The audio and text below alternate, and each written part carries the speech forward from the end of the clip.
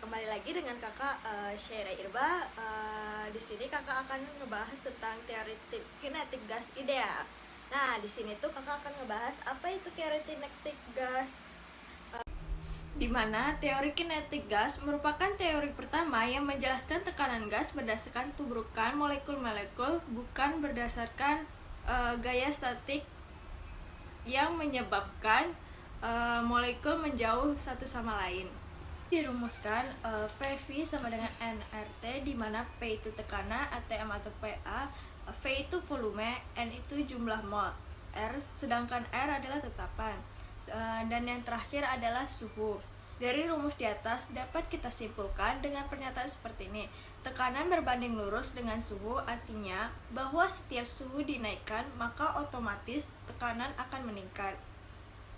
Dan tekanan berbanding terbalik dengan volume, artinya setiap benda yang volumenya diperbesar maka tekanannya akan diperkecil.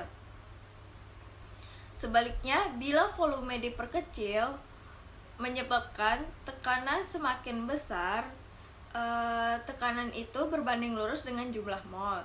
Artinya, bila jumlah mol suatu zat dilambangkan dalam suatu wadah yang volumenya tetap, dapat meningkatkan tekanan di dalam wadah tersebut. Nah, di dalam gas memiliki beberapa hukum.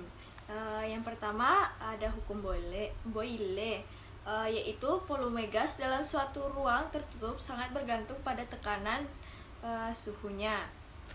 Hukum Boyle ini berbunyi, apabila suhu garis yang di dalam ruang tertutup jika konstan, maka tekanan gas berbanding terbalik dengan volumenya. Dapat dituliskan dengan rumus P1 V1 sama dengan P2 dikali V2, di mana P1 itu tekan gas pada keadaan 1 N per M kuadrat, V1 nya volume gas pada keadaan 1 meter per kubik, sedangkan P2 nya tekan gas pada keadaan 2, F2 nya volume pada keadaan 2 meter per kubik. Selanjutnya yang kedua, hukum Charles, di mana hukum Charles ini berbunyi, apabila tekanan gas yang berada dalam ruang tertutup dijaga konstan, maka volume gas berbanding lurus dengan suhu mutlaknya. Jika suhu gas dinaikkan, maka gerak partikel gas akan semakin cepat, sehingga volumenya bertambah. Bila tekanan tidak terlalu tinggi dan dijaga konstan, volume gas akan bertambah terhadap kenaikan suhu. Dapat dirumuskan di mana V per T sama dengan konstan, atau V1 per T1 sama dengan V2 per T2.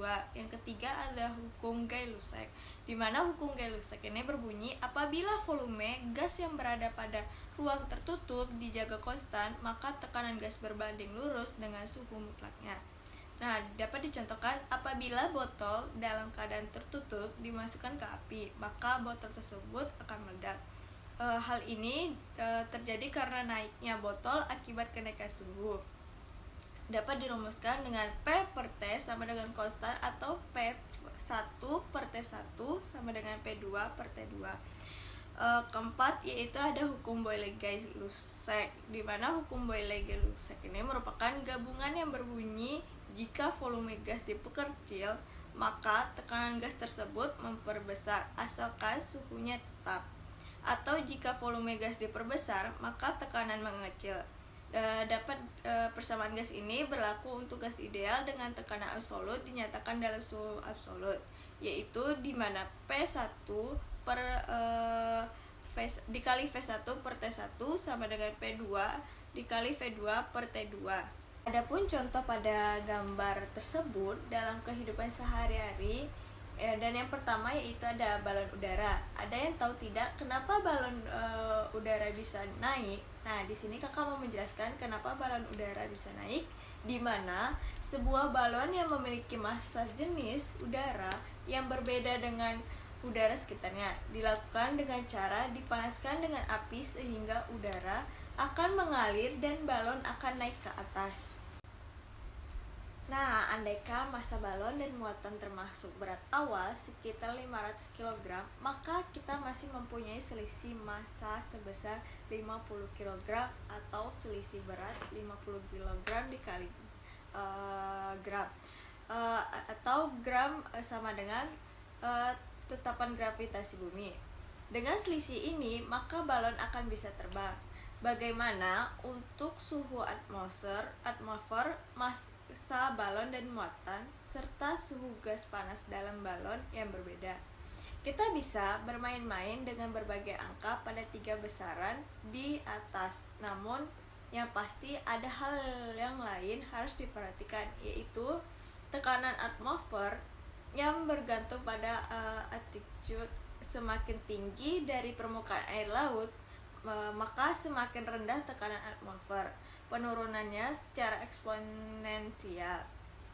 Hal ini akan mempengaruhi nilai berat udara yang dipindahkan.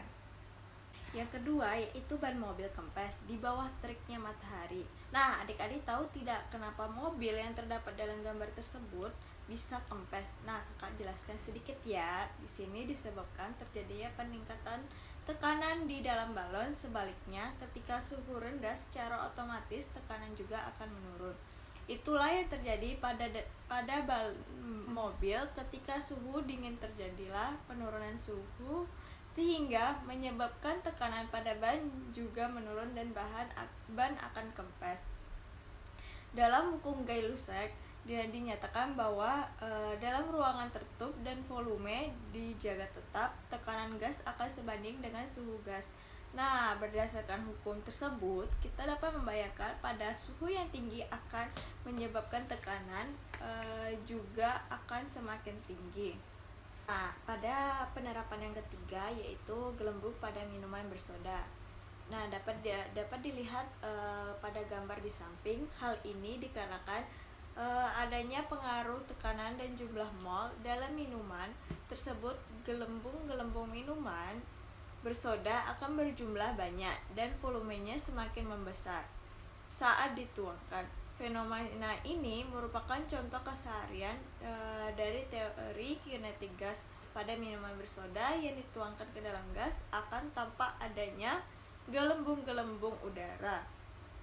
Gelembung tersebut merupakan inti molekul CO2, di mana proses ketika minuman dituangkannya itu temperatur relatif tetap, volume V gas dalam gelembung sehubungan dengan suhu mutlak atau T, di mana tekanan P dan jumlah N mol CO2. Baiklah adik-adik, sudah berakhir bahasan kita hari ini. Semoga kalian dapat memahaminya materi teori kinetik gas ideal ini ya. Sampai bertemu di pembelajaran selanjutnya. Assalamualaikum warahmatullahi wabarakatuh.